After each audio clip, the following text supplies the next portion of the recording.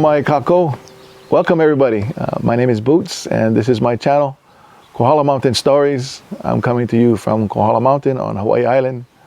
And I'm telling stories, so the name of the channel is a little bit on the nose, but whatever, you get it. I will be talking about stuff I'm interested in, telling stories about music and art because I do both of those things. But I'll also be telling you stories of Hawaii, maybe stories about the land, maybe some paranormal things that I feel comfortable talking about, that kind of stuff. Guarantee I'll be telling some lies every once in a while too, just because, why not? There'll be guests on here too, every once in a while. Other local Hawaiian musicians, artists, storytellers, outlaws, troublemakers, other wackadoodle-doos. I don't know how or why you found your way here, but I'm glad you did. And I hope you stick around and watch this channel develop. Hopefully it doesn't suck, but we'll see. Of course, part of whether or not it sucks is going to be up to you. So I hope you'll share your stories or ideas for stories of your own that you'd like me to talk about. Let me know what you like and what you don't like. I might not agree with you, but in that case, I might just do whatever the hell I want to do anyway. But I would appreciate knowing somebody else cares enough to weigh in.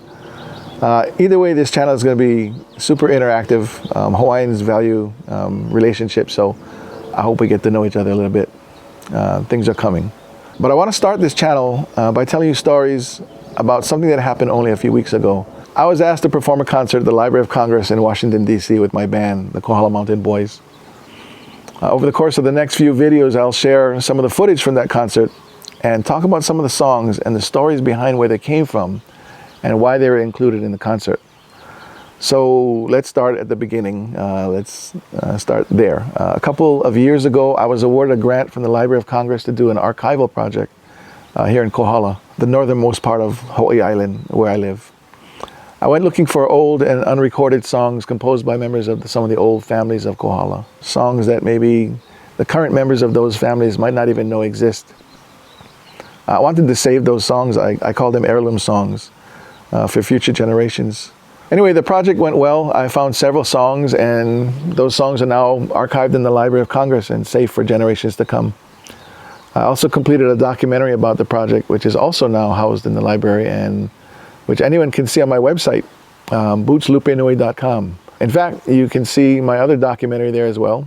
You can see my paintings, some music videos. Go check it out. So the project was complete, and the Library of Congress wanted to hold a symposium in Washington, bringing together several of the folks that got the same grant to talk about our projects and their impact within our respective communities. It would be held in April. They asked me, and I said I would be happy to attend and give a presentation, show my documentary, all the things they asked. Then in January, I think, they said, hey, would you like to be in a concert here at the Library of Congress during the weekend of the symposium? And I said, of course. I would do whatever they asked. I figured they would have several grantees besides myself sharing music on the same stage, and I'd get to play with guys I might not otherwise get to play with, maybe learn a new trick or two. So I said, yeah, I'm in. Like a week later on a Zoom call, the library folks tell me that I was misunderstanding them, that what I had already committed to was a concert of just Boots, an hour and a half of just me. Oh no.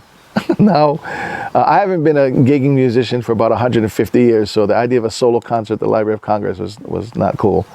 I tried to stay cool, and I asked, well, can I at least bring my band? And they're like, oh, of course. So now I had to find a band, but that's a story for a different video. But I'll just tell you that when I asked each of the guys to be in the concert, each of them was a hard yes. They loved the idea of the story that I was telling with the set list, and that story is this. Many people already know that back in the late 1800s, early 1900s, the world sort of discovered Hawaiian music and fell in love with it. It was a full-blown craze, especially in America. Everybody wanted to play Hawaiian music, and it was so pervasive that it ended up influencing American music in various forms. Blues, jazz, folk, country. It was like a musical COVID, but nobody died. They just learned to sing falsetto. But the part of the story that isn't so well known is that decades later, all of that influence came home. As American military troops were stationed here, as steamship travel opened up, and as businesses that catered to Westerners expanded, more Americans moved to Hawaii. They brought their music with them, at least what they thought was their music. they didn't realize that their music was partly our music. And when Hawaiian musicians of that day heard that music, they decided they liked it and wanted to incorporate it into their music. Now realizing that it was already their music, at least in part. So this kind of reciprocal influence thing was happening. Today the lines are even more blurred, but what's important to me is the idea that in real ways, we're all connected. This music, these songs are meant to be shared like food.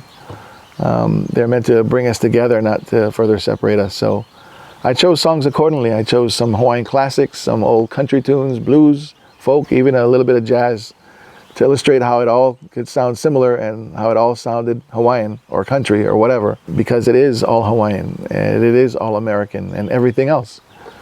That's what we aimed to bring to the Library of Congress concert. And a packed house and 3 standing ovations says we were probably successful. It was one of the great experiences in the lives of all of us in the band, and we can't thank that audience and the Library of Congress enough. So I hope you hear what I'm talking about in each of these songs that I'll be sharing, and I hope you feel a little closer to us and each other as a result. Thank you again for stumbling on this channel, and hopefully for sticking around long enough to find something of value. I hope you can hear past my pidgin English, and that you don't mind the occasional salty words in several languages. Don't let that get in the way of you hearing the stories, because the stories you'll hear are not just my stories. They're not just Hawaiian stories even. They're all our stories.